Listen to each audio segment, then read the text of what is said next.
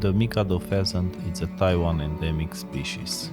It inhabits mixed broadleaf and conifer forest or scrub on steep slopes in areas of conifer forest at 1600 meters to 3300 meters. If you enjoyed the video, please subscribe for more videos, give a like and leave a comment, and stay till the end to see the photos. The male and the female of this species, they look very different. The male body is dark blue to black, the wings are blue-green with horizontal white bars, and the tail feathers are extremely long and black with around 15 horizontal white bars. The females are smaller in size and the entire body is olive to black.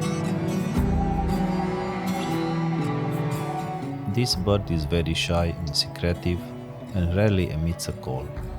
It is most active at daybreak and dusk when it forages along forest margins and grassland paths. It is also sometimes possible to observe this bird during the day. The breeding season is from April to August. I will let you to enjoy the photos of these amazing birds.